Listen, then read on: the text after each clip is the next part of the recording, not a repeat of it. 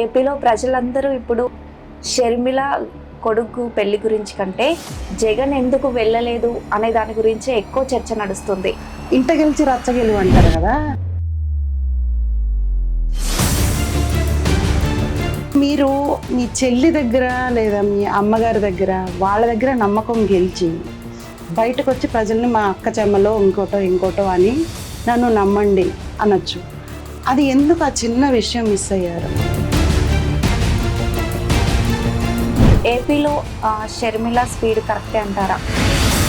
ఆవిడ కోసం కరెక్ట్, రాష్ట్రం కోసం అయితే ఏం ఉపయోగమో నాకు ఇంకా అర్థం అవ్వలేదు చెప్పాలంటే ఆనెస్ట్లీ.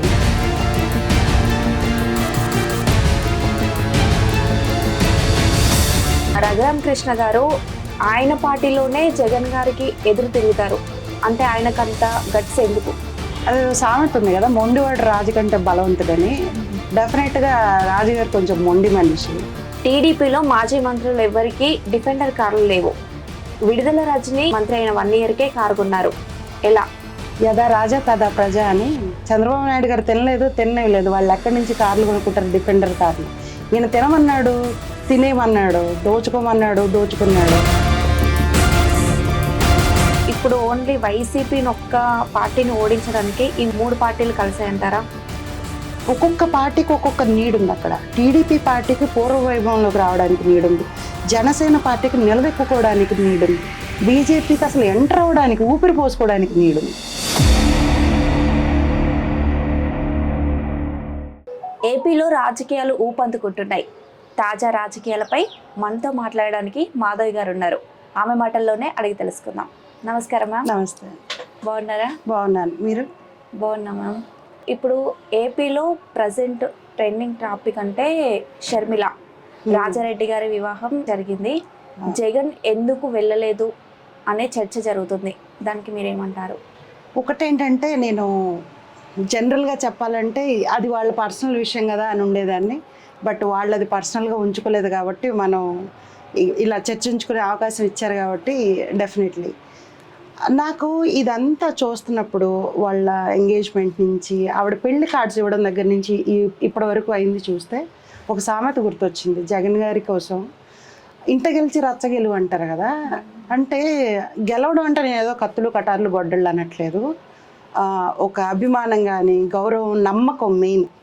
సో మీరు మీ చెల్లి దగ్గర లేదా మీ అమ్మగారి దగ్గర వాళ్ళ దగ్గర నమ్మకం గెలిచి బయటకు వచ్చి ప్రజల్ని మా అక్క చెమ్మలో ఇంకోటో అని నన్ను నమ్మండి అనొచ్చు.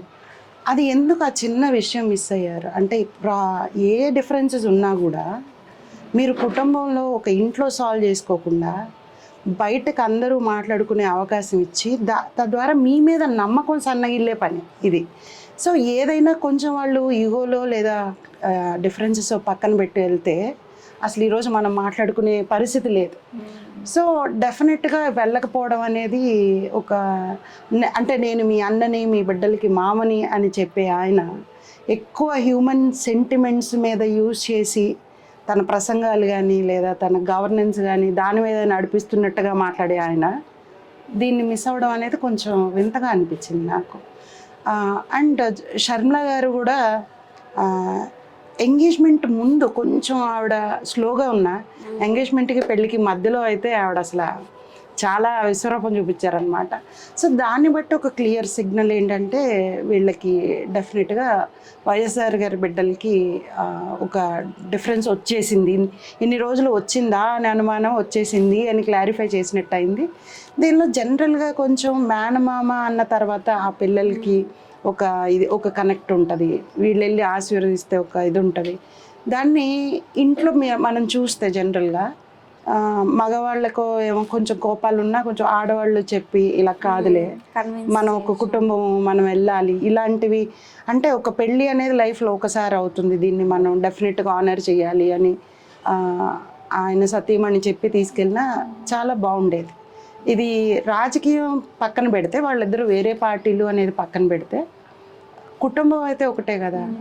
సో తల్లిగారు ఇంకా ఉన్నారు కదా, పోనీ తండ్రి గారు లేరు, వాళ్ళని కనెక్ట్ చేయడానికి ఎవరు లేరు అంటే ఆవిడ గారు కూడా బాధపడే ఉంటారు కదా, విజయలక్ష్మి గారు. సో డెఫినెట్గా ఇది అంత పెద్ద మంచి విషయం అయితే కాదు, ఒక మంచి సిగ్నల్ పంపించే పరిణామం అయితే కాదు. రాజారెడ్డి గారి వివాహంకి జగన్ వెళ్ళలేనంత కర్మ ఎందుకు వచ్చిందని అనుకుంటున్నారు ప్రజలందరూ. సో దానిపై మీ ఒపీనియన్ ఏంటి? ఎవరు చేసుకున్నది వాళ్ళే అనుభవిస్తారు అన్నట్టుగా, అధికారం ఉందనో లేదా నేనే అంటే I hate to say this but నేనే మగవాడినను మన తోడబుట్టిన వాళ్ళని ఇల్ ట్రీట్ చేయడం మరి ఎంతవరకు నిజమో. ఆవిడైతే ఏకంగా గోడకేసి గొంతు నొక్కారు అని చెప్తున్నారు షర్మిల గారు. ఏమాత్రం నిజం లేకుండా అలా బయటకు వచ్చి చెప్తారా? పోనీ అది నిజం కాకపోతే ఆయన ఖండించలేదు కదా. సో దాన్ని బట్టి చూస్తే అసలు ఫిజికల్ కూడా అయ్యే పరిస్థితికి రావడం అంటే ఇంకా మరి ఆయన ఏ మొహం పెట్టుకొని వెళ్తారండి పెళ్ళికి?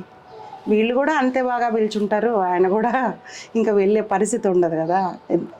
అంటే ఒక ఆవిడ చెప్పే వర్షన్ని మనం తీసుకుంటే ఆస్తి కోసం తోడబుట్టిన మనిషిని ఆ రకంగా చేస్తారా అని అయితే డెఫినెట్గా షాకింగ్గా అనిపించింది, సర్ప్రైజ్ కూడా కాదు. బికాజ్ మనము చూస్తాము జనరల్గా చిన్న చిన్నవి ఉంటాయి, నలుగురు పెద్దోళ్ళు కూర్చొని మాట్లాడి దాన్ని క్లారిఫై చేసేస్తారు, ఇది నీది ఇది తనది అని చెప్పి వాళ్ళు చెప్తారు. ఆ పెద్దవాళ్ళ మాట వీళ్ళు కూడా గౌరవించి ఒక దానికి వచ్చేసి ఎమికబుల్ సొల్యూషన్కి అక్కడి నుంచి అట్లీస్ట్ రిలేషన్షిప్స్ కాపాడుకోవడం మొదలెడతారు. ఇది అసలు మరీ అంతవరకు వెళ్ళింది అని ఆవిడ చెప్తున్నారు అంటే అది ఇంక ఎలా వెళ్తారు? షర్మిల గారి నుండి జగన్కి ప్రాపర్ ఇన్విటేషన్ అందలేదు అని అనుకోవచ్చా? నేను అనుకుంటాను ఇట్ హ్యాస్ టూ సైడ్స్. అంటే ఈ ప్రాబ్లం అని మనం అనుకుంటే లేదా ఈ సిచ్యువేషన్ అని అనుకుంటే రెండు ఫ్యాసెట్స్ కూడా. ఆమె కూడా ఆ గాయాన్ని ఇంకా మర్చిపోలేక సరిగ్గా పిలవకపోయి ఉండొచ్చు. జనరల్గా కార్డియల్గా పిలవడం వేరు, ఒక అన్నని పిలవడం వేరు కదా. అట్లా ఆవిడ కూడా అలా చేసి ఉండొచ్చు. అండ్ ఈయన కూడా ఇంకా అలా ఆల్రెడీ డిటాచ్ అయిపోయారు. ఆయన డిటాచ్ అవ్వకపోతే అలా చెయ్యెత్తడాలో లేదా ఆస్తుల గురించి గొడవలో రావు. ఈ డిటాచ్ అయిపోయిన మనిషికి అలాంటి ఇన్విటేషన్స్ కూడా ఇంకా సగం ఛాన్స్ ఇస్తుంది కదా. ఓకే, అంటే ఏపీలో ప్రజలందరూ ఇప్పుడు షర్మిల కొడుకు పెళ్లి గురించి కంటే జగన్ ఎందుకు వెళ్ళలేదు అనే దాని గురించి ఎక్కువ చర్చ నడుస్తుంది. అదే ఆయన చూసుకోవాల్సింది, అదే జగన్ గారు చూసుకోవాల్సింది. ఇప్పుడు తను ఒక నాయకుడు అయ్యాక తనని ఇంతమంది కొన్ని కోట్ల మంది ప్రజలు చూడడం మొదలెట్టాక అనుసరించే వాళ్ళు కొంతమంది అయితే నిశ్చితంగా అబ్జర్వ్ చేసేవాళ్ళు కొంతమంది ఉంటారు. ఇంత వచ్చాక ఆయన డెఫినెట్గా కొన్ని ఒక నాయకుడిగా కొన్ని తన పర్సనల్ ఫీలింగ్సో లేదా ఈగోలో ఇంకోటో పక్కన పెట్టి ఒక రోల్ మోడల్ లాగా ఏమున్నా సరే నేను ఒక మంచి అన్నగా ఒక మంచి కుటుంబంగా మేము ఉంటున్నాము అని ఆలోచించి వెళ్తే బాగుండేది. అంటే ఒక బ్రదర్గా బాధ్యత తీసుకుంటే బాగుంటుంది. డెఫినెట్లీ.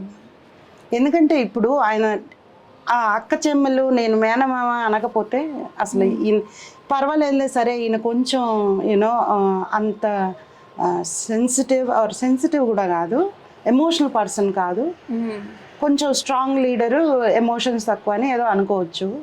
బట్ ఆయన మాట్లాడితే ఆయన వాయిస్లో వణుకు, ఆయన మాటలు అన్ని ఎమోషన్లే కదా. ఎక్కడ చూడు ఎమోషన్స్. అసలు మీరంతా నా చుట్టాలన్నట్టు మాట్లాడే మనిషి సొంత చెల్లిని అంటే మరి అందుకే మాట్లాడాల్సి వస్తుంది. ఇంకో నాయకుడు చేస్తుంటే మరి ఇంత అయ్యి ఉండేది కాదేమో. ఏపీలో షర్మిల స్పీడ్ కరెక్టే అంటారా? ఆవిడ కోసం కరెక్ట్, రాష్ట్రం కోసం అయితే ఏం ఉపయోగం నాకు ఇంకా అర్థం అవ్వలేదు చెప్పాలంటే ఆనెస్ట్లీ. అంటే ఆవిడ first thing credibility is an issue. మరి ఆవిడ దాన్ని హ్యాండిల్ చేస్తున్నట్టే ఉన్నారు. ఇక్కడికి వచ్చి నేను ఇక్కడ కోడలనని, అక్కడికి వెళ్ళి నేను అక్కడ కూతురునని అన్నప్పుడు కొంచెం జనాలకి అంత టైం కూడా ఇవ్వకుండా ఆవిడ ఫాస్ట్గానే అన్ని మూమెంట్స్ చేసుకుంటూ వెళ్తున్నారు. అది ఆవిడ కరియర్కి, పొలిటికల్ కరియర్కి డెఫినెట్లీ అవసరం ఉండొచ్చు. రాష్ట్రానికి ఏం అవసరం అనేది నేను ప్రజలు ఇంకా కూడా నెమ్మదిగా ఆలోచించి చూస్తున్నట్టే కనపడుతుంది. ఇమ్మీడియట్గా జంప్ చేసేయడానికి వాళ్ళకేమీ స్వలాభాలు ఉండవు కదా, వాళ్ళదేమీ పొలిటికల్ కెరియర్ కాదు కదా, వాళ్ళది ఈ రాష్ట్రాన్ని ఎవరు బాగా చూసుకోగలరు అని. సో ఇది డెఫినెట్గా ఎవరికి మంచి ఎవరికి చెడు అనేది కొంచెం చూస్తే మనం చెడు అయితే కొంచెం వైఎస్ఆర్సీపీకే కనపడుతుంది. బికాజ్ ఆవిడ మాట్లాడే స్పీచ్లో ప్రతిపక్షాలు పాలకపక్షం అని మొదలుపెట్టిన 90% పాలకపక్షాన్ని ఏకేస్తున్నారు, ఓ 10% ప్రతిపక్షాన్ని ఏకుతున్నారు. సో డెఫినెట్గా ఒకవేళ కన్వర్షన్ ఉంటే ఆవిడకి వైఎస్ఆర్సీపీ నుంచి కన్వర్షన్స్ ఉండొచ్చు అనిపిస్తుంది.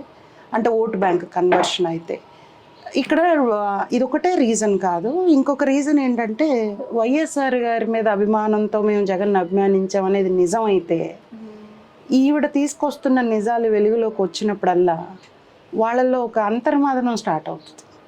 ఏంటి, మనం అసలు యాక్చువల్గా వైఎస్ఆర్ గారితో జీవితం పంచుకున్నామా, ఈయనతో లేదు. వైఎస్ఆర్ గారికి ఎంతో పిల్లల్లో ఎంతో ఇష్టమైన మనిషి ఈయనతో లేదు, షర్మిల గారు. అందరూ చెప్తుంటారు కదా షర్మిల గారు అంటే చాలా ఆయనకి క్లోజ్ అనేది. సో అండ్ వైఎస్ఆర్ గారి ఆత్మ ఈయనతో లేరు. వైఎస్ఆర్ గారు ఎవరితో అయితే అభిమానంగా ఉన్నారో, ఎవరెవరైతే ఆయన మీద అభిమానంతో తన్ని కాచుకొని ఉన్నారో ఎవ్వరు ఈయనతో లేరు. సో అది షర్మిల గారి ప్రజెన్స్ వల్ల కొంచెం ఒక ఆలోచన రేకెత్తించే అవకాశం ఉంది. ఏంటిది, మనం నిజంగా వైఎస్ఆర్ గారి అభిమానంతోనే ఈయనతో ఉన్నామా, ఉంటే ఉండాల్సింది అటు కదా అనేది. సో అది ఒక యాంగిల్ అంతే నేను అనుకోవడం. బట్ పాలిటిక్స్లో, ఏపీ పాలిటిక్స్లో ఒక క్రిటికల్ రోల్ ప్లే చేస్తారంటే చూడాల్సిందే ఇంకా కూడా. వైసీపీ నుండి వీడిన నేతలందరూ ఎందుకు షర్మిల వైపే వెళ్తున్నారు అంటే దానికి కనెక్టివిటీ ఏమైనా అనుకోవచ్చా మనం? నేను ఇందాక చెప్పాను కదా, ఏదన్నా కన్వర్షన్ ఉంటే వైఎస్ఆర్సీపీ నుంచే కన్వర్షన్ ఉంటుంది. అది లీడర్స్ అయినా సరే, ఫాలోవర్స్ అయినా సరే, ఓటర్స్ అయినా సరే. సో దాన్ని మనకి ఆళ్ళ రామకృష్ణ గారు మొదలు పెట్టినట్టున్నారు. ఫస్ట్ ఆయనే బయటకు వచ్చి చెప్పారు. అసలు ఈవిడ ఇంకా అక్కడికి వచ్చి నేను కాంగ్రెస్ ప్రెసిడెంట్ని లేదా అధ్యక్షురాలని అని ఆవిడ అనౌన్స్ చేయకముందే రామకృష్ణ గారు నేను ఆమెతో నడుస్తున్నాను అని చెప్పారు. సో వాళ్ళకి ఏంటంటే ఇప్పుడు వైఎస్ఆర్సీపీలో ఏదైనా ఒక పార్టీలో నాకు సిగ్నిఫికెన్స్ లేదు లేదా నాకు విలువ లేదు అని ఎవరన్నా ఒకళ్ళు ఫీల్ అయినప్పుడు వాళ్ళు ఆల్టర్నేటివ్స్ కోసం చూస్తే వాళ్ళకి ఇమ్మీడియట్ ఆల్టర్నేటివ్ కొంతమందికి ఈవిడ కనపడుతుంది. అది బహుశా వాళ్ళకి సిద్ధాంతపరంగానో ఇంకో విధంగానో లేదా వాళ్ళున్న లొకేషన్లో డెఫినెట్గా టీడీపీ జనసేన టికెట్ ఇవ్వదు అంటే నెక్స్ట్ ఎవరు ఉంటారు? నాకైతే సీట్ కావాలి. సీట్ ఆల్రెడీ ఇక్కడైతే ఈ రెండిట్లో already somebody has taken. So నాకు ఇవ్వగలిగే పార్టీ ఎవరు ఉంటుంది అంటే ఆవిడ ఉంటుంది. ఎందుకంటే కాంగ్రెస్కి ఎంతమంది క్యాండిడేట్స్ ఉన్నారు. సో అలా చూసుకున్నా కూడా మనం వలసలు చూడొచ్చు. అంటే షర్మిల విషయంలో వైసీపీ వ్యూహాలు ఏమన్నా ఉన్నాయా? ఒక్కొక్కసారి అనిపిస్తున్నాయి, బట్ ఇది కొంచెం కాన్ఫ్లిక్టింగ్గా కనపడుతుంది. ఎందుకంటే వైసీపీ వదిలిన బాణమే ఇంకా కూడా అని అన్న వాళ్ళు లేకపోలేదు. ఆవిడ అసలు ఏపీలో ఎంటర్ అవగానే లేదా ఎంటర్ అవుతుంది అన్నప్పుడు. బట్ ఆవిడ అటాక్ చేసే విధానం చూస్తే, ఆయన్ని విమర్శించే విధానం చూస్తే, ఆమెని వీళ్ళ పార్టీ వాళ్ళు వీళ్ళ సోషల్ మీడియా విమర్శించిన విధానం చూస్తే అది ఇర్రిపేరబుల్గా విమర్శించుకున్నారు. అంటే ఇప్పుడు ఈమె నా గొంతు నొక్కారు అని చెప్పాక మళ్ళీ ఏం చెప్తే దాని డ్యామేజ్ కంట్రోల్ అవుతుంది. సో డ్యామేజ్ బాగా చేస్తుంది ఆవిడ ఈయనకి. దాన్ని బట్టి చూస్తే ఓకే ఈవిడ వెనక వైఎస్ఆర్సీపీ లేదేమో అనిపించడానికి ఎక్కువ ఛాన్సెస్ కనపడుతున్నాయి. డ్యామేజ్ చేయకుండా కొంచెం అదే అంటారు చూడండి, తమలపాకుతో కొట్టినట్టు పువ్వుతో కొట్టినట్టు అని ఉంటే మనం ఆలోచించవచ్చు. కానీ ఈవిడ బాణంలాగా ఆయన గుచ్చుకుంటుంది బాగానే ప్రతి మీటింగ్లో. సో దాన్ని బట్టి చూస్తే నాకు వైఎస్ఆర్సీపీ లేదని అనిపిస్తుంది. అంటే జగన్ని విమర్శించడంలో షర్మిల సఫలమైందంటారా మీరు? కొంతవరకు అయింది. ఎందుకంటే ఆ ఇంట్లో వాళ్ళు చెప్తే ఉండే క్రెడిబిలిటీ, ఇది జరిగింది అని ఇంట్లో మనిషి చెప్తే వచ్చేది, బయట నుంచి ఎవరో చెప్తే వచ్చేదానికి డిఫరెన్స్ ఉంటుంది కదా. సో ఆ విధంగా చూస్తే ఇంట్లో నుంచి ఫ్యామిలీలో నుంచి వచ్చిన మనిషి చెప్పేదానికి కనపడుతుంది. అండ్ సునీత గారు కూడా వెళ్ళి ఈవిడతోనే కలవడం. అండ్ సునీత గారి ఫైట్ మనకి తెలిసిన విషయమే, వాళ్ళ నాన్నగారికి దానిలో న్యాయం జరగాలని. సో దానిలో ఆవిడెంత అగెయిన్స్ట్గా వెళ్ళిపోవాల్సి వచ్చింది ఈ అన్నకి అనేది మనం చూసాం. అండ్ వాళ్ళిద్దరూ కలుస్తున్నారు. ఇలా చూస్తూ ఉంటే కొంచెం ఆ పరిణామాలు చూస్తే జగన్ గారు దీని వెనక లేరు లేదా అన్న చెల్లెళ్ళు కలిసే చేయట్లేదు అన్నట్టుగా అనిపిస్తుంది. స్టార్టింగ్లో జగన్ రెడ్డి అనేవారు, ఇప్పుడు జగన్ అన్న అంటున్నారు. షర్మిల కాంప్రమైజ్ అయిందంటారా? కాంప్రమైజ్ అవ్వడం కాదు, అప్పట్లో చాలా గొడవ చేశారు కదా. సజ్జల రామకృష్ణారెడ్డి గారు కూడా బయటకు వచ్చి మర్యాద లేకుండా మాట్లాడారని వాళ్ళ సోషల్ మీడియా అటాక్ చేసి అవన్నీ అయినప్పుడు ఆవిడ ఓపెన్గానే ఒక మీటింగ్లో చెప్పారు, నేను కరెక్ట్ చేసుకుంటున్నా, సరే మీకు అది బాధ ఉంది కదా, నేను ఇప్పుడు జగన్ అన్న లేదా జగన్ రెడ్డి గారు ఇట్లా పిలుస్తాను అని చెప్పి ఆవిడ అట్లా పిలవడం మొదలుపెట్టారు కదా. వివేక హత్య కేసు ఉంది కదా, వచ్చే ఎన్నికల్లో వీరిపైన ఏమన్నా ఎఫెక్ట్ పడుతుందా? ఏపీ వాళ్ళకి ఇంకా ఆలోచన శక్తి మిగిలి ఉండుంటే పడుతుంది. నేను ఎందుకు ఆ మాట అన్నానంటే మీడియా వాళ్ళు అటాక్ చేసిన విధానం చూస్తే అసలు ఆలోచన చంపేశారా అని డౌట్ వస్తుంది. అందుకన్నాను ఆలోచన శక్తి మిగిలి ఉంటే అనేది. ఎందుకంటే ఏది చూపించి ఆయన గద్దెనెక్కారో, అయ్యో మా బాబాయ్ని చంపేశారు, మా బాబాయ్ దేవుడు, మా బాబాయ్కి అసలు శత్రువులే లేరు, నారాసురు రక్త చరిత్ర అది ఇది అని రాసి గద్దెనెక్కారో అది అబద్ధం అని తెలిసినప్పుడు అది కుటుంబంలోనే ఎవరో ఇప్పటివరకు తెలియకపోయినా ఫైనలీ ఎక్కడికి వచ్చింది, కుటుంబంలోనే అనేది అయితే వచ్చింది కదా. సో దాన్ని బట్టి చూస్తే ఆ బేసిస్ మీద ఓటేసిన వాళ్ళు అయితే ఆలోచిస్తారు కదా, అరే నిజంగా వీళ్ళని ఏం చేయలేదు, ఈయనే మనల్ని ఇన్ని రకాలుగా మోసం చేశారు, ఇన్ని రకాలుగా వర్షన్లు అబద్ధాలు. బికాజ్ మనం అప్పటి వాళ్ళ వీడియోలు వేసుకొని చూస్తే అసలు అప్పటి వర్షన్కి అసలు నిజానికి ఎక్కడ రిలేషన్షిప్ లేదు. సో ఆ విధంగా చూస్తే మోసం చేసినట్టే. ఆ ఆలోచన ఇంకా మిగిలి ఉంటే, మనుషుల్లో ఇంకా ఆలోచించగలిగితే డెఫినెట్లీ ఎఫెక్ట్ ఉంటుంది. మ్యామ్, ఇప్పుడు షర్మిల వల్ల ఏపీలో కాంగ్రెస్కి పూర్వ వైభవం వస్తుందా? పూర్వ వైభవం రావడం టైం పడుతుంది. ఒక జర్నీ స్టార్ట్ అయిందని అయితే అనుకోవచ్చు. బికాజ్ ఇంతకుముందు అసలు కాంగ్రెస్ ఉందా అని మధ్యలో మర్చిపోయిన సందర్భాలు కూడా ఉన్నాయి. తులసిరెడ్డి గారు మాత్రమే డెఫినెట్గా ఆ జెండాని పట్టుకొని తన వాయిస్ని వినిపిస్తా, ఎక్కడెక్కడైనా జరిగినా కూడా ఏదైనా అసాంఘిక శక్తులు లేదా ఆ కార్యకలాపాలు జరిగినా ఆయన ఒక్కళ్ళే ఆ వాయిస్ వినిపిస్తా ఫైట్ చేస్తూ ఉండేవాళ్ళు. సో డెఫినెట్గా ఈవిడొచ్చాక కొంతమంది ఆ వైఎస్ఆర్సీపీ నుంచి జంప్ అవడం కానీ ఏమన్నా అవడం కానీ కొంచెం ఒక ఊపిరి మళ్ళీ ఊపందుకున్నట్టుగా అయితే కనపడుతుంది. పూర్వ వైభవం కొంచెం కష్టం. ముందు ఈవిడ స్టెబిలిటీ చూడాలి కదా. అప్పుడు కాంగ్రెస్ నుండి వెళ్ళిన నేతలందరూ ఇప్పుడు షర్మిల వల్ల రీజాయిన్ అయ్యే అవకాశం ఉందా? అప్పుడు వెళ్ళిన వాళ్ళంతా వైఎస్ఆర్సీపీకే వెళ్ళారు. సో వాళ్ళు మళ్ళీ తిరిగి రావాలి అంటే 2 రీజన్స్ ఉంటాయి. ఒకటేంటంటే మోస్ట్ ఆఫ్ దెమ్ డెఫినెట్గా సఫకేట్ అవుతున్నారు, వాళ్ళకి వాల్యూ ఇవ్వట్లేదనో లేదా డమ్మీలు అయిపోయారనో ఆ సఫకేషన్ ఉంది. కానీ రావడానికి ఒకటి సీట్ కావాలి వాళ్ళకి, ఆ గ్యారంటీ ఈవిడ ఇవ్వాలి. రెండోది జగన్ గారు అంటే భయం అయితే డెఫినెట్గా ఉంది అందరిలో. ఎవరైతే ఆ భయాన్ని దాటి నాకు అధికారం ముఖ్యం, నేను ఎలా అయినా సరే గెలవగలను అనుకుంటారో వాళ్ళు వస్తారు. మ్యామ్, మీరు భయం అన్నారు కదా, ఇప్పుడు భయం అంటే ఏంటి? అంటే కోడి కత్తి కేసా లేకపోతే బాత్రూంలో హార్ట్ అటాక్లా? అంటే ప్రజల మీద ఎఫెక్ట్ చేసినాయి కాదు, అది ఇంకా తనకు తన కుటుంబం వరకే ఉన్నాయి. కానీ ప్రజలను ఎఫెక్ట్ చేసే ఉన్నాయి కదా, అది మెయిన్ భయం. ఇప్పుడు ఇది ఫ్యామిలీ కాబట్టి మనం దాన్ని ఇంకా ఒక కొలిక్కి రాలేదు కాబట్టి మనం కరెక్ట్గా అనలేము. బట్ ఎలా అటాక్ చేస్తారు, ఎలాగైనా కక్ష సాధింపు చర్యగా ఆలోచనతో పనిచేసే వాళ్ళకిను ఆవేశంతో పనిచేసే వాళ్ళకి డిఫరెన్స్ ఉంటుంది. ఈయన ఆవేశపరుడు కాబట్టి ఆ ఆవేశంలో ఎంతకైనా వెళ్ళి వాళ్ళు అంతు చూస్తారు అనేది మనం అక్కడక్కడ చూస్తున్నాం. తనకి నచ్చకపోతే వాళ్ళని ఎలాగా డెఫినెట్గా వాళ్ళు అంతు చూస్తుంటారు. అండ్ తనే కాదు, తన media, so called social media అదొకటి. అసలు ఆ ఒక సంస్థను తయారు చేశారు, అదంటేనే బూచిలాగా జనాలు భయపడిపోవడం మొదలెట్టారు. రీసెంట్గా ఎందుకు రాజధాని ఫైల్స్లో ఒక్క హీరో, ఒక్క క్యారెక్టర్ ఆర్టిస్ట్ యాక్ట్ చేయనన్నారు, దాన్ని భయం అనరా? సో ఇక్కడున్నోళ్లే భయపడుతుంటే అక్కడ ఉన్నోళ్ళు ఎంత భయపడాలి?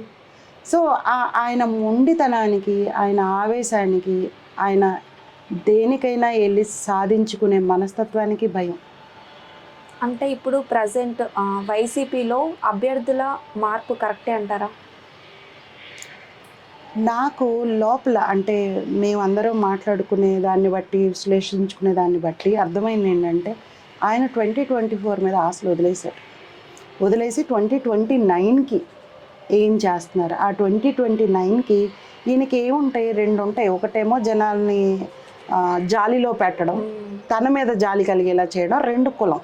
ఈ 2 ఆయన వెపన్స్. మనం ఎప్పుడు చూసినా అప్పుడు బాబాయ్ చనిపోయింది జాలి, ఒక కాస్ట్ని చూపించి చేసింది కులం రాజకీయాలు. సో ఆ రెండిటి మీద రెండోది ఇది కులం రాజకీయాలు అన్నమాట. ఎక్కడెక్కడ ఏ పర్టికులర్ కులం మాస్ ఎక్కువ ఉందో, ఓటర్స్ ఎక్కువ ఉన్నారో అక్కడికి మూవ్ చేస్తున్నారు. మీరు చూడండి, మూవ్ చేసిన వాళ్ళందరూ అట్లనే మూవ్ అవుతున్నారు.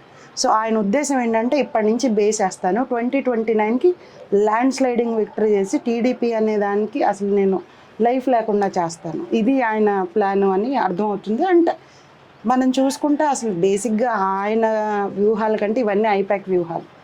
2019లో ఏపీలో షర్మిలకి రాజ్యసభ సీట్ ఇచ్చుంటే ఇప్పుడు జగన్కి కానీ షర్మిలకి కానీ ఈ టఫ్ ఫైట్ అనేది ఉండేది కాదు కదా. ఉండడానికి ఛాన్స్ ఉండేది, లేకపోవడానికి ఛాన్స్ ఉండేది. లేకపోవడానికి ఎందుకు ఉంటుందంటే ఆవిడకి ఆ సీట్ ఇచ్చాక దానిలో ఆవిడ ఏదన్నా వెనకేసుకోగలిగితే ఈయన ఇవ్వకపోయినా అక్కడ అవెన్యూస్ ఇచ్చారు, నేను సంపాదించుకునే మార్గాలు ఇచ్చారు కాబట్టి అని అలా ఉండుంటే, ఆ పరిస్థితులు ఉండుంటే, ఆవిడ మనస్తత్వం అదై ఉంటే వీళ్ళిద్దరు గొడవలు ఉండేవి కాదు, దొంగలు ఊళ్ళు పంచుకున్నట్టు అయిపోయేది. లేదు, ఆస్తి అంతకంటే ఎక్కువ, నాకు ఇక్కడ ఇచ్చింది చాలా తక్కువ, నన్ను ఇంకా అన్యాయమే చేశారు అని ఆవిడ అదే ఫైట్లో ఉండుంటే రఘురామ కృష్ణరాజు లాగా బయటకు వచ్చేవాళ్ళు. బయటకు వచ్చి అక్కడే ఉండి గొడవ చేసి తర్వాత బయటకు వచ్చేవాళ్ళు, లేదా ఆయనలాగే పంపించలేరు ఉంచుకోలేరు లాగా చేసేవాళ్ళు. రఘురామ కృష్ణ గారు ఆయన పార్టీలోనే జగన్ గారికి ఎదురు తిరుగుతారు అంటే ఆయనకంత గట్స్ ఎందుకు? అది సామెత ఉంది కదా, మొండివాడు రాజు కంటే బలవంతుడని. డెఫినెట్గా రాజుగారు కొంచెం మొండి మనిషి. అండ్ ఆయన లైఫ్ జర్నీ తీసుకుంటే ఆయనకి చాలా స్ట్రాంగ్ కనెక్షన్స్ ఉన్నాయి. కొంచెం ఇన్ఫ్లుయెన్సర్స్ అంటే ఎవరెవరైతే ఈ సొసైటీలో ప్రతి రంగంలో కొంచెం బాగా టాప్ లెవెల్లో ఉండి ఇన్ఫ్లుయెన్స్ చేసే పరిస్థితుల్లో ఉన్నారో, పవర్ఫుల్ పొజిషన్స్లో ఉన్నారో, అది పాలిటిక్స్ అవనండి, మూవీస్ అవనండి, బిజినెస్ అవనండి, సో ఆయనకు ఆ బ్యాకప్ ఉంది. సో అది ఒకటి స్వతహాగా ఆయన ఒక మొండి మనిషి, రెండోది బ్యాకప్ కూడా ఉంది. సో ఇంకా ఆయన ఎక్కడ తగ్గుతారు? 4 ఏళ్ళుగా జగన్ గారు వైసీపీ వాళ్ళతో భజన చేయించుకున్నారు. ఇప్పుడు ఎలక్షన్స్ టైం వచ్చేసరికి ఎందుకు వాళ్ళందరినీ పక్కన పెడుతున్నారు? మనం పాత ఎలక్షన్స్ చూసినా కూడా ఆయన ఎవరు పొగిడిన వాళ్ళు ఎవరు పక్కన లేరు. ఎలక్షన్స్ మాత్రం కంప్లీట్గా తనే రన్ చేస్తున్నారు. అది ఐపాక్ వ్యూహమా ఆయన వ్యూహమా అనేది ఆలోచించాలి. బట్ ఎలక్షన్స్లో కర్త కర్మ క్రియ, మా చిన్నప్పుడు ఒక ప్రోగ్రామ్ వచ్చింది దూరదర్శన్లో, కస్క్రీ హిమపదనిసా అని, కథ, స్క్రీన్ ప్లే, హీరో, మాటలు, పాటలు, దర్శకత్వం, నిర్మాత, సంగీతం అంతా ఒకళ్ళే.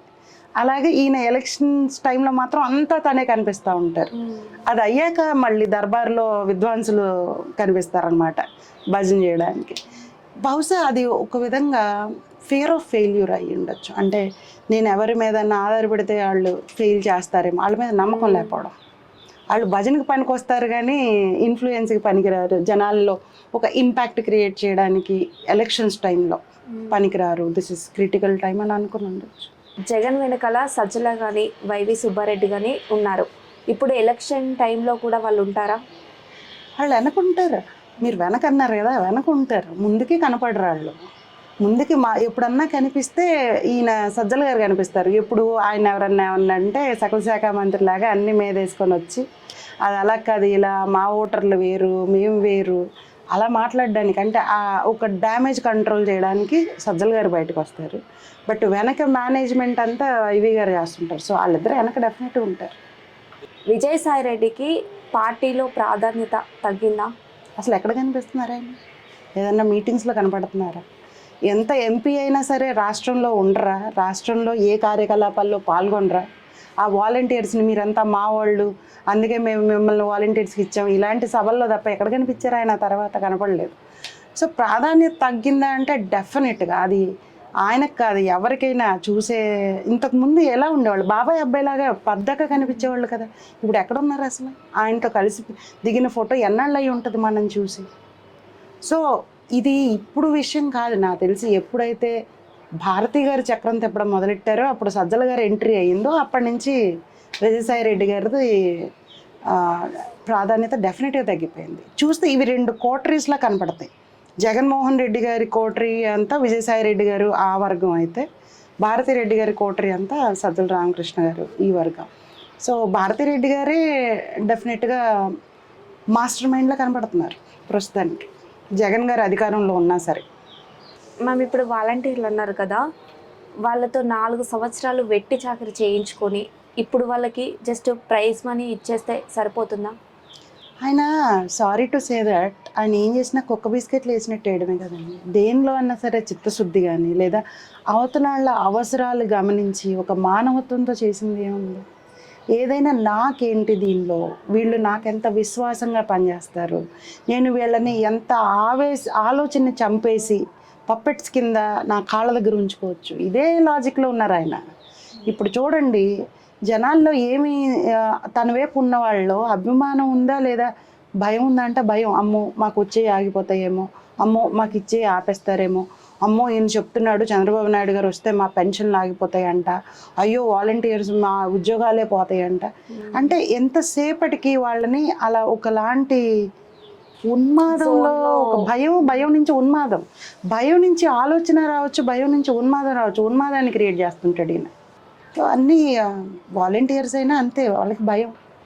చంద్రబాబు నాయుడు గారు లేదా పార్టీ మారితేనో ప్రభుత్వం మారితేనో మావి పోతాయేమో అని. సో వాళ్ళని ఆ భయంలో పెట్టి మధ్య మధ్యలో ఇలాంటి బిస్కెట్స్ వేస్తూ ఉంటారు. పాపం వాళ్ళు ఆలోచించుకోవాలి.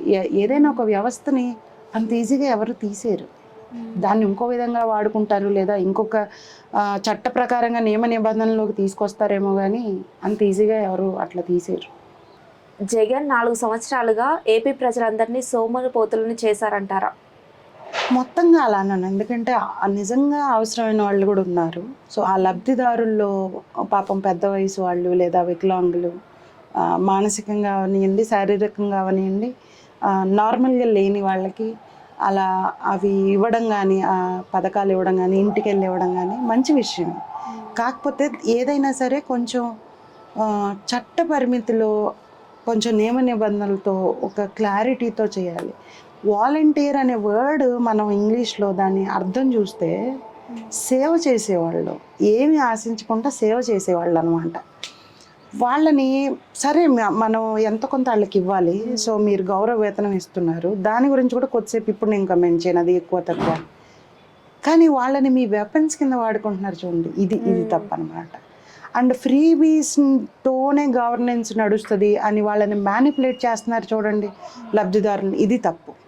అండ్ కొన్ని చూస్తే మనం అప్పట్లో ఆ పక్క ఇళ్ళ రాజధాని ప్లేస్లో ఇళ్ళు ఇచ్చినప్పుడు వాళ్ళ పార్టీ వాళ్ళకి ఇవ్వడం, ఇలా ఎక్కడెక్కడైతే ఆయన కొంచెం అవినీతిగా చేశారో అది డెఫినెట్గా ఆయన పొలిటికల్ గేమ్. బట్ పెద్దవాళ్ళు లేదా వచ్చి తీసుకోలేని వాళ్ళకి ఇంటికి వెళ్ళి ఇవ్వడం అనేది ఒక మంచి విషయం. ఒకవేళ వాలంటీర్లు ఎలక్షన్ విధుల్లో చేరితే టీడీపీకి ప్లస్ అంటారా మైనస్ అంటారా? డెఫినెట్గా వాళ్ళని తన పార్టీ వెహికల్స్ కింద వాడుతున్నారు కాబట్టి వైఎస్ఆర్సీపీ వాళ్ళు, టీడీపీకి ఇది డెఫినెట్గా మంచి విషయం అయితే కాదు, ఫేవరబుల్గా ఉండదు. ఎందుకంటే వాళ్ళలో ఒక భయాన్ని నింపేశారు. మీకు ఎవరికైనా జాబ్ సెక్యూరిటీ లేదు అంటే వాళ్ళు ఎలా లాయల్గా పని చేయగలుగుతారు? సో నేనైతేనే నీకు జాబ్ సెక్యూరిటీ ఇస్తాను, ఆయన అయితే ఇవ్వలేరు అన్నప్పుడు ఆయన మీద వీళ్ళకి నమ్మకం కానీ అభిమానం కానీ ఎట్లా వస్తుంది? సో అది డెఫినెట్గా చంద్రబాబు నాయుడు గారు కొంచెం పని చేయాలి, ఆ పార్టీ పని చేయాలి. వాళ్ళకి మేము వస్తే మీ పరిస్థితి ఏంటి అనేది క్లారిటీ ఇవ్వాలి ఆ వాలంటీర్స్కి. అంటే డైరెక్ట్గా వాళ్ళని పిలిచి మీటింగ్ పెట్టమని నేను అనట్లేదు, బట్ మీటింగ్స్లో ఎప్పుడైనా సరే అవకాశం వచ్చినప్పుడు, అవసరం ఉన్నప్పుడు ఆ క్లారిటీ ఇవ్వాలి. ఒక సంస్థ అనేది ఎవరైనా తయారు చేయనివ్వండి, దాన్ని మేము వస్తే ఎలా వాడబోతున్నాం, ఎలా వాళ్ళ సేవల్ని వినియోగించుకోబోతున్నాం అనేది క్లారిటీ ఇవ్వకపోతే మాత్రం చాలా ప్రాబ్లం. టీడీపీతో బీజేపీ పొత్తు పెట్టుకోవాలని ఎందుకంత ఆరాటపడుతుంది? బీజేపీకి యాక్చువల్గా చూస్తే మనం కంట్రీ మొత్తంలో సౌత్ సైడ్ వీక్గా ఉన్నారు వాళ్ళు. ఆ సౌత్లో కూడా ఆంధ్రాలోనే అసలు కనీసం వాళ్ళకి ఒక సీటు కానీ లేదా ఒక సిగ్నిఫికెంట్ రోల్ కానీ, అంటే ఫ్రమ్ గవర్నెన్స్ సైడ్ నేను చెప్తున్నాను, లీడర్స్ ఉండొచ్చు ఒకళ్ళిద్దరు, బట్ వాళ్ళకి ఒక సిగ్నిఫికెంట్ ప్లేస్ అనేది లేదు.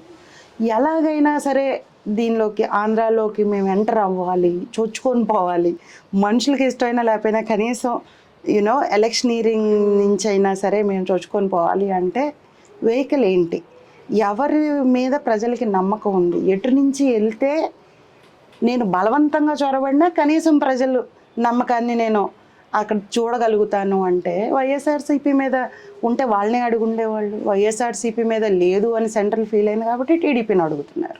సో టీడీపీ కనుక అక్కడ వాళ్ళకి వే క్లియర్ చేస్తే, ఇప్పుడు నేను ఒక ప్లేస్లో ఉంచోవాలనుకుంటున్నాను, ఒక ఎంపీగా ఉంచోవాలనుకుంటున్నాను, నేనేం చూస్తాను, ఈ ప్లేస్లో ఎన్ని పార్టీల అభ్యర్థులు ఉన్నారు, ఎంపీకి ఎవరు స్ట్రాంగ్ ఉన్నారు, ఆ స్ట్రాంగ్ ఉన్న మనిషిని తీసాను అనుకోండి నాకు విన్నింగ్ ఛాన్సెస్ పెరుగుతాయి కదా. సో ఇదే బీజేపీ చేస్తుంది. బీజేపీ ఏం చేస్తుందంటే తనకు కావాల్సిన నియోజకవర్గాల్లో ఎవరు స్ట్రాంగ్, టీడీపీ స్ట్రాంగ్గా కనపడితే టీడీపీని అడుగుతుంది. ఓకే, మీరు నాకు కాంపిటీషన్ ఇవ్వకపోతే మన ఇద్దరం ఒక అండర్స్టాండింగ్కి వస్తే నేను గెలవగలుగుతాను. అంటే బీజేపీ ఇప్పుడు ఎవరితో పొత్తు పెట్టుకుంటే ఆ పార్టీ గెలుస్తుందా? ఎవరైనా విన్నింగ్ హార్సెస్ వైపు ఉండాలనుకుంటారు. ఎటువైపు అయితే గాలి వీస్తుందో అటువైపు ఉండాలనుకుంటారు. సో ప్రస్తుతానికి గాలి ఇటు వీస్తుందని బీజేపీ నమ్ముతున్నట్టే మనం అనుకోవాలి కదా. ఎందుకు ఆల్రెడీ బయటకు కాకపోయినా గ్లవ్ ఇన్ హ్యాండ్ లాగా ఉన్న రిలేషన్షిప్ వైఎస్ఆర్సీపీది బీజేపీది. You scratch my back, I scratch your back లాగా కనపడ్డారు ఇన్ని రోజులు. మరి వాళ్ళతో ఎందుకు వెళ్ళలేదు? వాళ్ళతో పొత్తులో కానీ అలైన్మెంట్లో కానీ అండర్స్టాండింగ్లో కానీ ఎందుకు వెళ్ళలేదు? సో అంటే sorry to use this word, వట్టిపోయిన గొడ్డు అని అనుకుంటేనే అది పక్కన పెట్టి పాలిచ్చే దాని వైపు వెళ్తారు. అలానే అంటే ఇప్పుడు జనసేన, టీడీపీ, బీజేపీ 3 పార్టీలు కలిసి పోటీ చేస్తాయని అనుకుంటున్నారు. లాస్ట్ వరకు ఇంత కన్ఫ్యూజన్ ఎందుకు? వాళ్ళకి కూడా మనం చూస్తే జర్నీలో స్మూత్గా ఫస్ట్ నుంచి ఏదో వామపక్షాలు చేసుకొని నడిచినట్టుగా లేరు. వాళ్ళకి మధ్యలో చిన్న చిన్న డిఫరెన్సెస్, కుటుంబంలో వాళ్ళకు వచ్చినట్టే వాళ్ళకు కూడా చిన్న చిన్న డిఫరెన్సెస్, అభిప్రాయ భేదాలు. బట్ సిద్ధాంతపరంగా ఎప్పుడైతే వ్యతిరేకత లేదో అప్పుడే వాళ్ళు మళ్ళీ వెనక్కి తిరిగి కలవగలుగుతారు. ఇప్పుడు మనం బీజేపీతో టీడీపీ జర్నీ వాజ్పేయి గారి రోజుల నుంచి చూసుంటే, అప్పుడు ఎన్డీఏ ఫామ్ అయిన రోజుల నుంచి చూసుంటే ఆన్ అండ్ ఆఫ్ వెళ్తున్నారు వస్తున్నారు. బట్ చాలా వరకు కలిసి ఉన్నప్పుడు మంచి ఫలితాలు సాధించారు. వీళ్ళు కలిసి పనిచేసినప్పుడు మంచి గవర్నెన్స్ ఇవ్వగలిగారు. సో అదే ఎప్పటికి కూడా మనం చంద్రబాబు నాయుడు గారిని చూసుంటే మోడీ గారిని కానీ బీజేపీ పార్టీని కానీ విమర్శించడం అనేది ఒక్కసారి చేశారు. ఆయన ఆ ఫలితాలు చూశారు. ఆ తర్వాత కానీ ఆ ముందుగా నేను ఎప్పుడు చేయలేదు. ఈ 5 సంవత్సరాల్లో కూడా ఎప్పుడు చేయలేదు. తన్ని చేయలేదని తిట్టినా కూడా నోరెత్తలేదు. బికాజ్ ఆయన ఒకటే చెప్పారు, నేను ఐటమ్స్ వైజ్ ఒక పరిస్థితి లేదా ఒక అభిప్రాయం దీని మీద నేను డిఫర్ అవుతాను కానీ సిద్ధాంతపరంగా నేనేమి మాట్లాడను అని. సో దానివల్ల వాళ్ళు వెనక్కి తిరిగి రావడానికి ఈజీ అవుతుంది.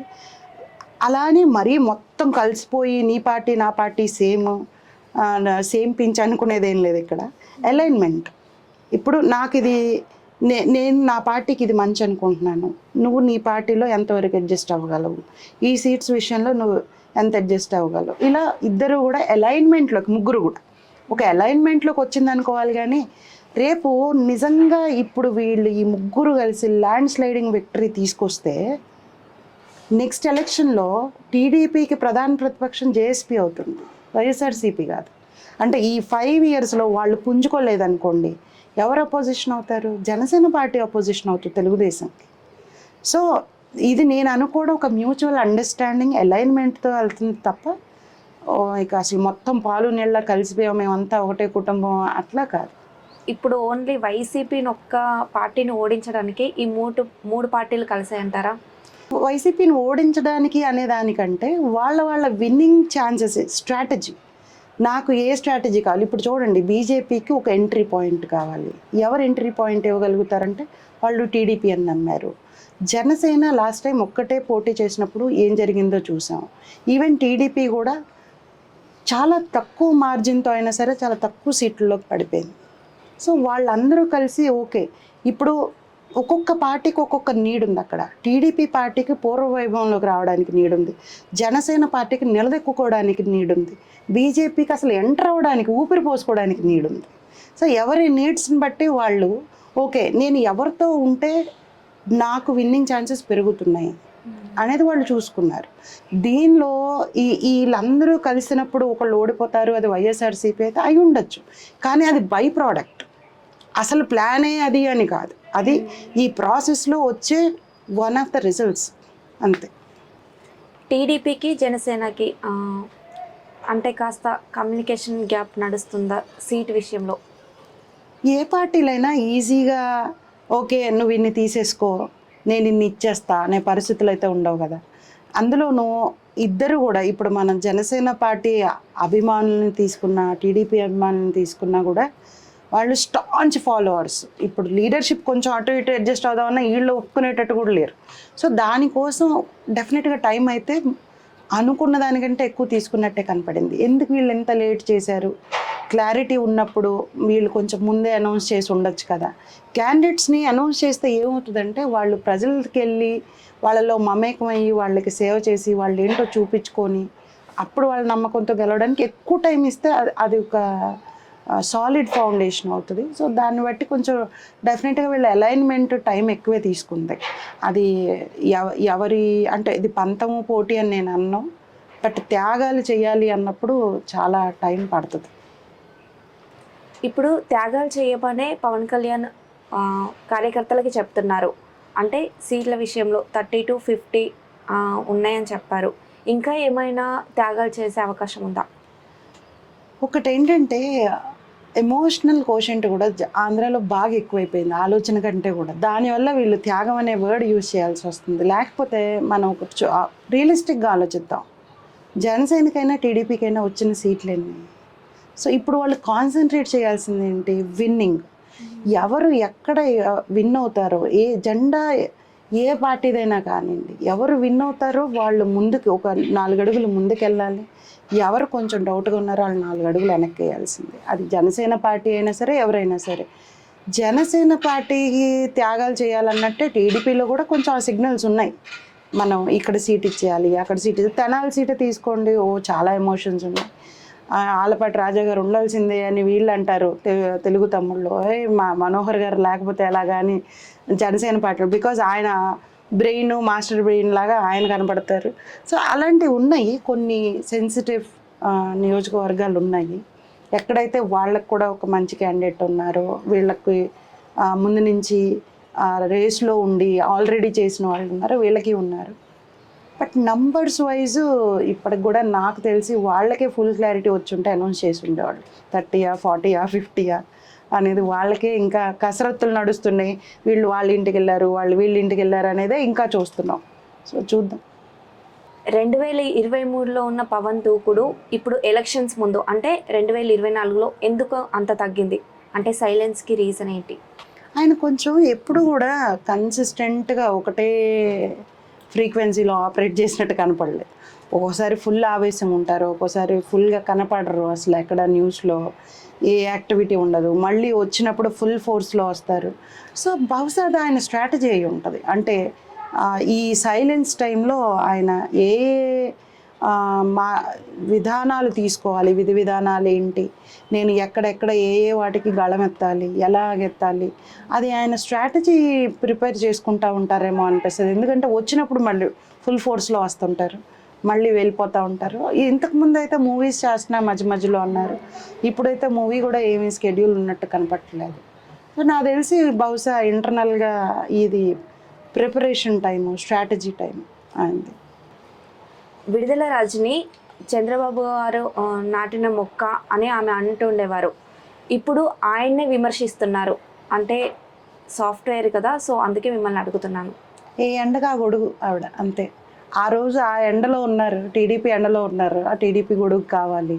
సో సార్ నేను మీరు నాటిన మొక్కను సార్, ఈ సైబరాబాద్ వల్లే నా లైఫ్ సార్ అన్నారు.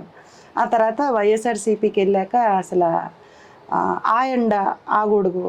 సో ఆవిడ ట్రాక్ రికార్డు చూస్తే అసలు ఎక్కడ కూడా క్రెడిబిలిటీ లేకుండా ఓన్లీ అవినీతి డబ్బుమయంగా వెళ్తున్నారు. ఇంకా ఆవిడ నుంచి మనం కృతజ్ఞత ఏమి ఎక్స్పెక్ట్ చేస్తాం? ఇప్పుడు ఆ రోజు చంద్రబాబు నాయుడు గారు హైటెక్ సిటీ అంటే ఎవరు చెప్పాలంటే 1,00,000 మంది వచ్చారు చూడండి ఆ స్టేడియంకి. వాళ్ళు చెప్తారు ఎక్కడెక్కడి నుంచి వచ్చారు, వాళ్ళ పిల్లలు యూఎస్లో ఉంటే తల్లిదండ్రులు వచ్చారు.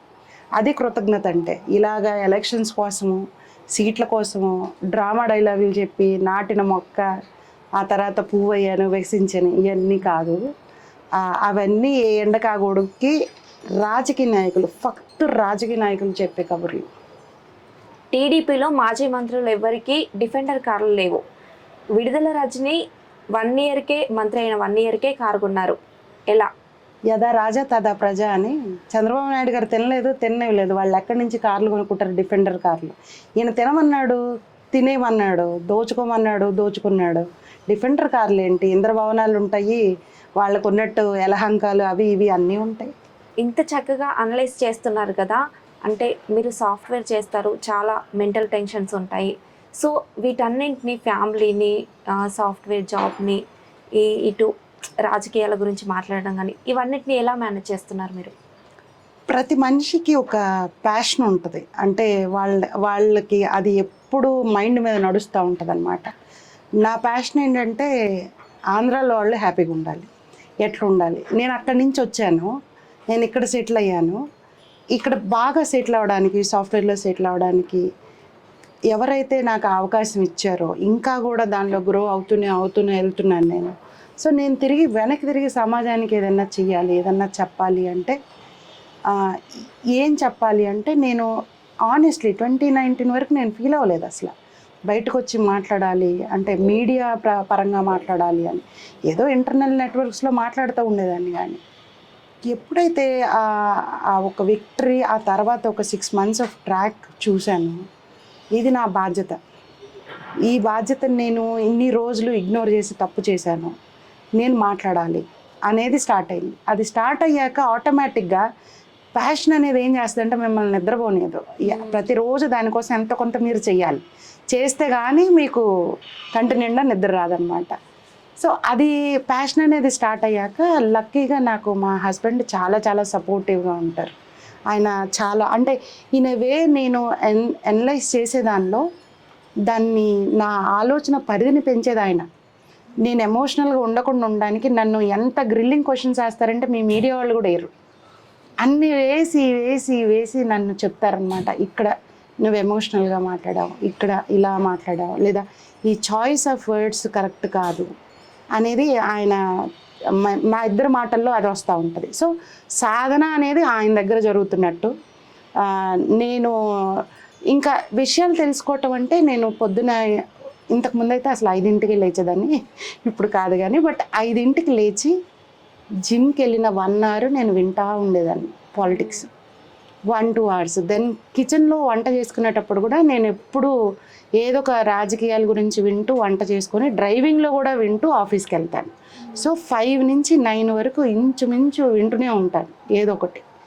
మళ్ళీ ఈవినింగ్ ఆఫీస్ అయిపోయాక జనరల్గా ప్రతి ఒక్కరికి రిలాక్స్ అవ్వడానికి ఒక మీన్స్ ఉంటుంది, టీవీ చూడడము లేదా పిల్లలతో ఆడుకోవడం. మా వాడు ఆల్రెడీ ఇంజనీరింగ్ హాస్టల్లో ఉంటాడు. ఇంతకుముందు ఇంటర్ కూడా కావాలని మేము హాస్టల్లో పెట్టాం, తను ఇండిపెండెంట్గా ఉండడం తెలియాలి అని. సో దట్ వే నాకు చాలా టైం కూడా వచ్చింది. ఓన్లీ నేను మా హస్బెండే ఉన్నాం ఇంట్లో. నైట్ ఏమయ్యేదంటే నాకు ఫ్యామిలీ సైడ్ నుంచి ఎక్కువ టైం డిమాండ్ అయ్యేది కాదు. సో ఓకే, రిలాక్స్ అయ్యే టైంలో నువ్వు నీ వేలో రిలాక్స్ అవ్వచ్చు అన్నట్టు. అది నాకు మళ్ళీ రాజకీయాలు అనమాట. ఆ టైంలో కూడా నేను ఏ ఒక న్యూస్ ఫాలో అవుతూ ఉంటాను, చదువుతూ ఉంటాను. ఇలా నేను ఒక రోజులో దగ్గరగా 6 గంటలు స్పెండ్ చేస్తాను. సో ఇది ఒకటే ఇంట్రెస్ట్ అనమాట. సో విన్నారు కదా, ఇది మాధవి గారి అనాలిసిస్. చూస్తూనే ఉండండి 9 Vibes.